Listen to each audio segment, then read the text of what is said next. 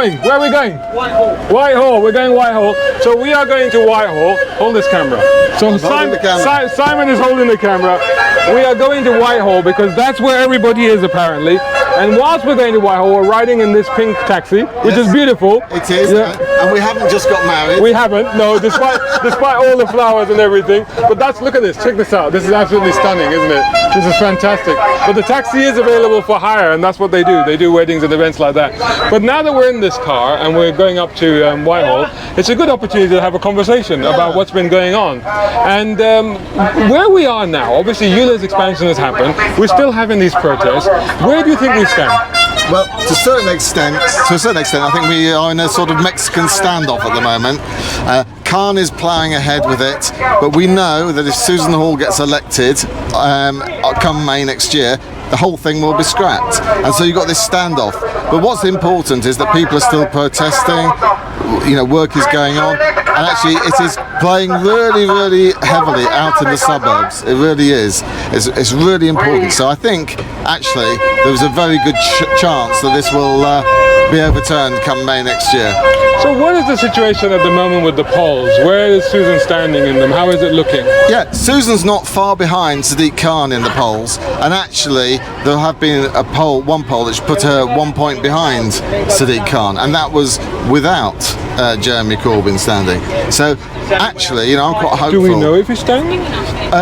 Nobody knows. Maybe you can ask his brother if he's here later. But again, his brother's been very non-committal on it as well. So the key thing is that she is in with a real shout and making a real difference, because it will be scrapped on day one. I have no bones about that. Just as, I'll give an example, when Boris was elected, he said he was going to roll back the congestion zone out of Kensington, which he did, and he also said that he'd scrap the bendy buses, which he did. So both of those things he did and rolled back. So it shows that things can be done to roll it back. It's really, really important. And do you think that Sadiq Khan is going to be standing? Because my understanding a few months ago was that he might be asked to step down. Well, at the moment it looks like he is, although the way he's gallivanting off to New York and all the other things, you might think he's got something else lined up. But then that just shows that really he's not interested in the residents of Greater London. He's more interested in himself and his future, if that's the case. Yeah. And actually, the fact that he cancelled his mayor's question time because ULEZ protesters might turn up and give him a hard time. Yeah, but to be honest, I think he did go off to New York to be patted on the back and congratulated for the ULEZ expansion, which of course apparently we all agreed to. If you believe that, the thing is, that what comes out of his mouth is totally unbelievable, time after time after time. He said he wasn't going to expand the ULEZ to outer London, but he did. Every time he says something, you just say, hang on a tick, can I have a lie detector test with that, please? Because it's just unbelievable, literally. So let's go broader. Obviously ULEZ is a big issue for us. We're Londoners, and here this is a major concern. But here in London we also have 20 miles per hour limits that have also now been expanded or are being expanded to cover even more roads. Wales has just seen the blanket introduction of the 20 miles per hour limit. Do you think that these sort of things, 20 miles per hour, the ULEZ, the LTNs, which of course are being contested all over the country, do you think these are going to have a real impact at the next general election, which could even be next year? I think they will. Take the Wales example. Over 300,000 people have signed a petition saying get rid of it now. And these are people, ordinary people. These are not your radicals. These are not people that, go on protests and things. These are people who are affected by their ordinary, everyday lives. So let me give an example. In the last elections for the Wales local government, 1.1 million people voted.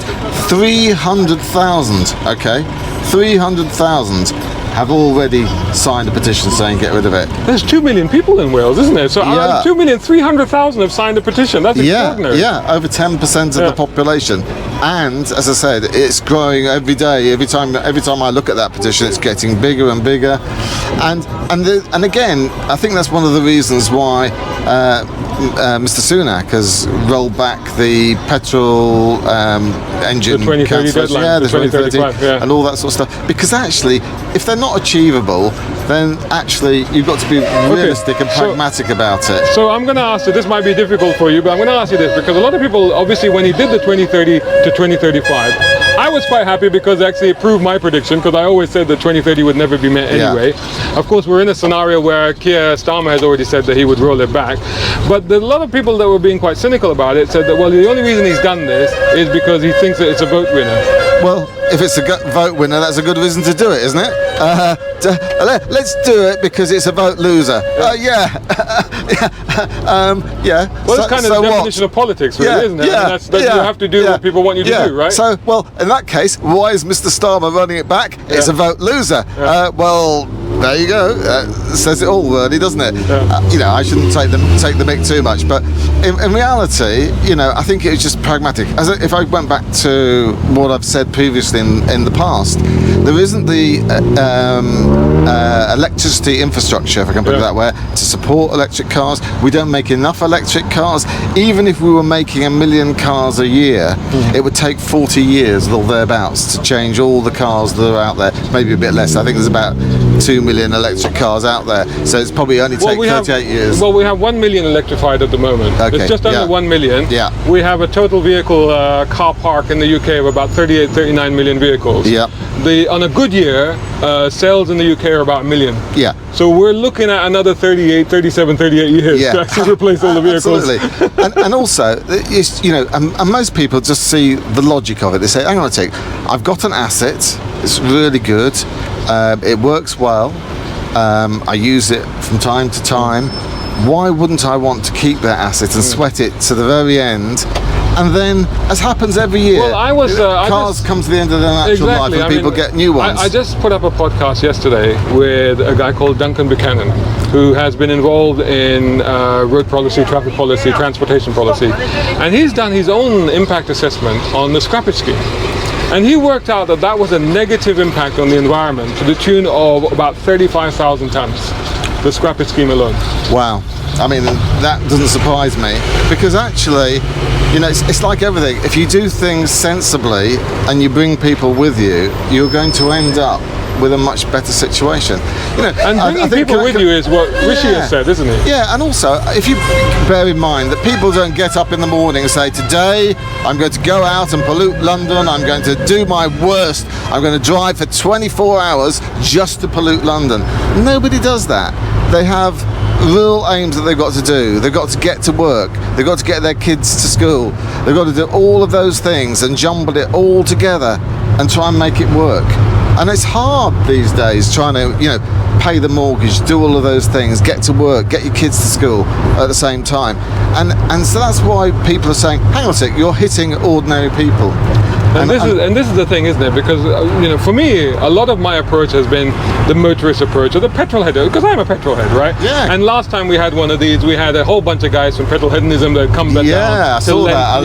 And they wanted to lend their support because ultimately they know it's going to affect them as well. Yeah. But what people are starting to realize, or certainly what in political circles people are starting to realize, is that it's not just petrol heads. It's actually everybody, because everybody uses vehicles. Yeah, absolutely. Well, not everybody, but a lot of people do. And you've got to make sure that those people can continue having their freedoms as much as they want. And that's one of the great things about these 20-mile-an-hour restrictions. Absolutely restricts people's freedoms. It means that journeys that might have taken 15 minutes will now take the best part of 20, 30, 35 minutes, something like that. And it just doesn't work out. And people will break the rules. And as you see, in Wales 300,000 people are voting against it. Did I tell you that in Wales 300,000 people have signed a petition against it? You did that, yeah. But the other thing that is very interesting from what you've just said is that people will break rules. And one of the things I've always said about the 20 miles per hour limit is that you're suddenly criminalizing a whole bunch of people that are not doing anything that's substantially wrong. I mean, to hit people with a fine at 24 miles per hour, it just sounds absurd to me. I must confess I'm not a great fan of it. Obviously, if someone was before me in the court having done it, I would have to apply the law as it stands, and that's why it's very, very hard. And I think it is harsh, and that's what gets people.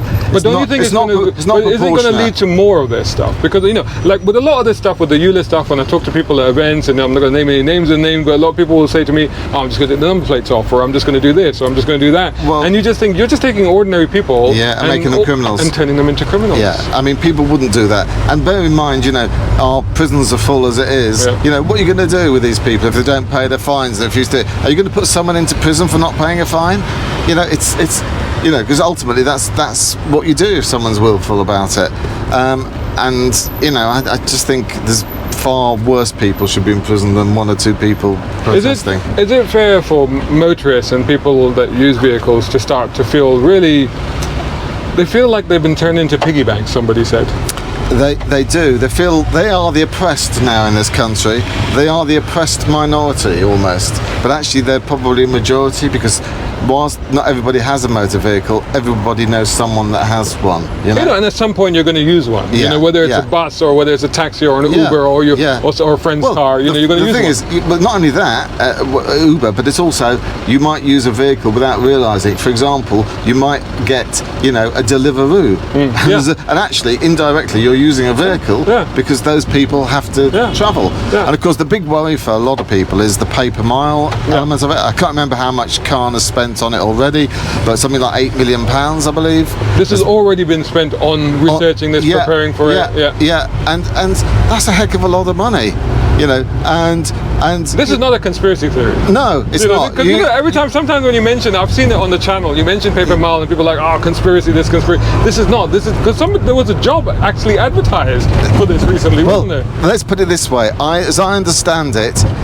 they're already recruiting and have recruited people to roll out pay-per-mile in TfL. And actually, that is the questions under FOI someone should ask. How many people has been recruited to work on pay-per-mile, or he won't call it that, he call it road user charging, or some other fancy words. Road users, that's what it is, or pay-per-mile. Road user charging is what it's called, You know, and so they will give it some fancy words because they don't want people to pay-per-mile. They understand what that is, you know. So what can we do now? I mean, we're in this situation where we're facing actually a mayoral election next year, possibly a general election. I mean, is this an opportunity to finally get our voices heard, or because some of the cynics are like, well, it's all been decided and there's nothing we do is going to make any difference? Well, if you take that view, you would never ever do anything. You know, you wouldn't step out of the door because fate has decided what you're going to do. But actually, I think we make our own fate, and I think we also make our own history, and we can do that by actually, you know, getting out and voting, getting rid of it. And I think people are determined because it is so unpopular these days. Well, tell me about, it's not because, I mean, I'm just moving away from the motorists and moving away from ULEZ, because it's not just about this stuff. I mean, earlier you were doing a little speech that you were giving there, and tell everybody which ward you're from and what you were talking about, the recent tragic incidents that happened well, the point is that, you know, Khan goes on about this being about saving lives and young lives.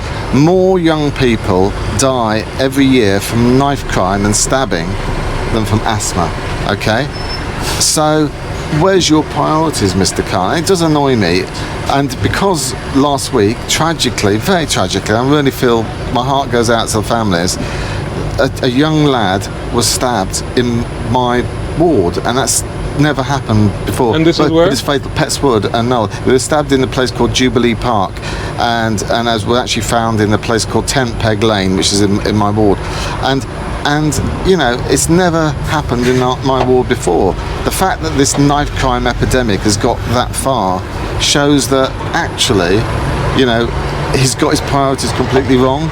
But it's because, and I keep saying this, he's morally, politically and financially bankrupt, which is why he's bringing in his expanded ULEZ, because he's got no other way of thinking of raising money. He could actually cut some of the rubbish that he's got in TfL. He could roll back all the money he's spending on, you know, pay-per-mile and ULEZ and all the rest of it. How many? I'm told that over 1,000 cameras have had to be replaced on ULEZ so far. Well, it's 90% of them are not working in South East London apparently. Well, I mean, you know, I won't laugh about it because it's you know, don't condone that sort of thing.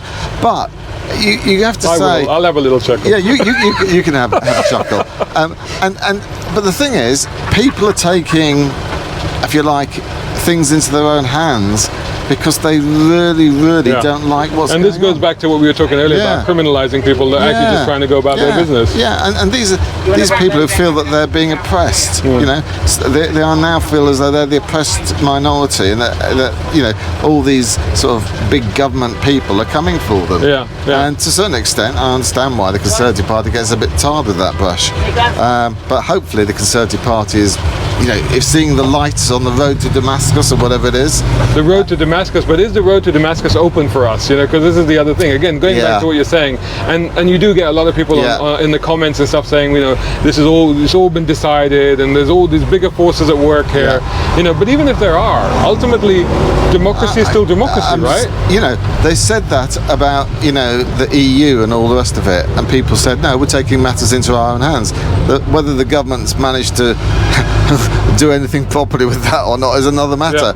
But at least we took that opportunity in our own hands, and we can do so again with this. And actually, what is wrong with having a candidate that stands up to government and says, do you know what, you're being stupid, government. We don't need these 20-mile-an-hour zones. We don't need all these ULEZ schemes.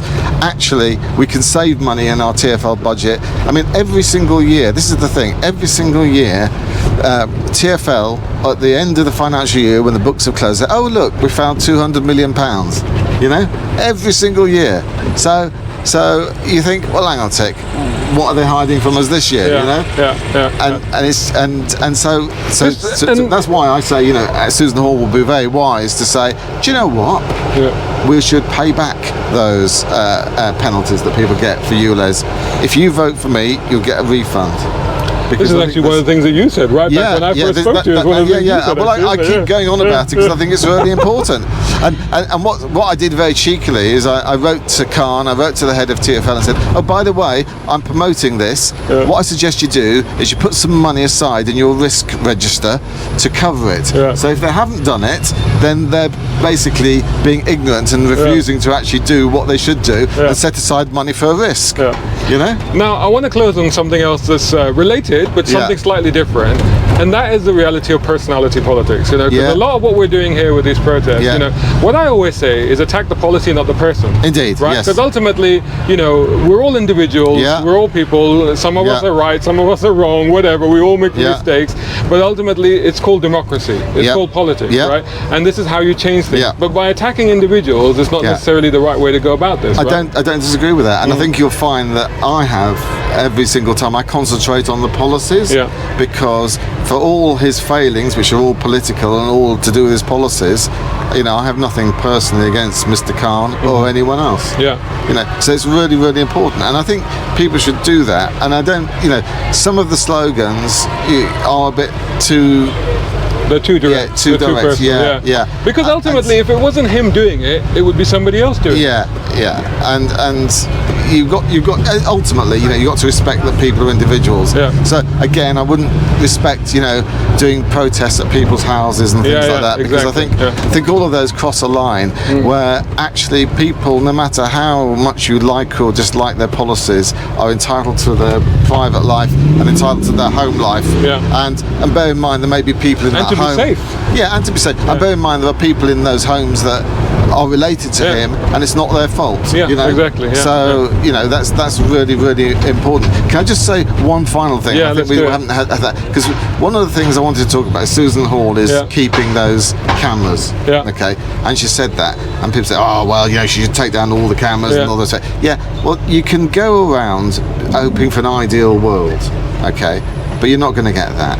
And the only person that can actually win and beat Sadiq Khan is Susan Hall. But, and this is the crucial, those cameras can be used to help fight crime. So they can be used to help catch the people, the perpetrators that did those stabbings in Petts Wood. They can catch the drug barons and all the sort of, you know, county line stuff that's going on.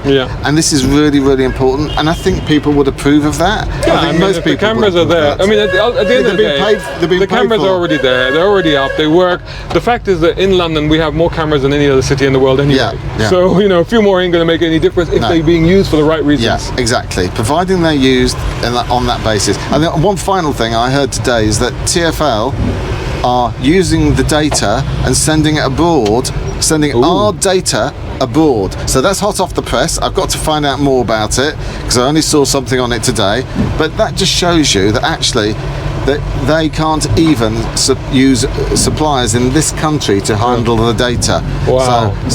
So that is appalling, and it's an appalling behaviour by TfL and Mr. Khan, allowing them to do it. They should be keeping all of our data on UK soil. Simple as that. No, I absolutely agree with you. Thank you so much. On that bombshell? Yeah, on that bombshell. But thank you so much, Simon. Thanks a lot. And it's always hope a pleasure. you've enjoyed the ride in this incredible taxi with all the flowers and everything. It is. And I forgot to bring a bouquet for you. Maybe next time. I don't think you want any rumours getting out about that. So, but I have to say that is a superb decoration. The taxi's been done fantastically. There you go. And thumbs up, Joe. And it's great. The meter's running. Turn the clock off now, please. Awesome. Wallahi, Yani, no problem. Okay. Thank you very much. Thanks, man. Yeah, top man. Thank you very much. Thank you. You're good. Brown car guy. Hope you enjoyed that video. If you did, please hit the like button and share this video as well if you can. And while you're at it, check out these guys who also sponsor my content. I am deeply grateful to them because it helps me to buy new equipment, put fuel in the cars, and yes, buy a cup of coffee. You can do the same. Just go here or right here on YouTube. Just hit these 3 little dots down here and click on thanks. Make sure you're signed in first. My content is free, but this is how you can help me keep it that way. I may even send you a gift. Oh, by the way, watch this next.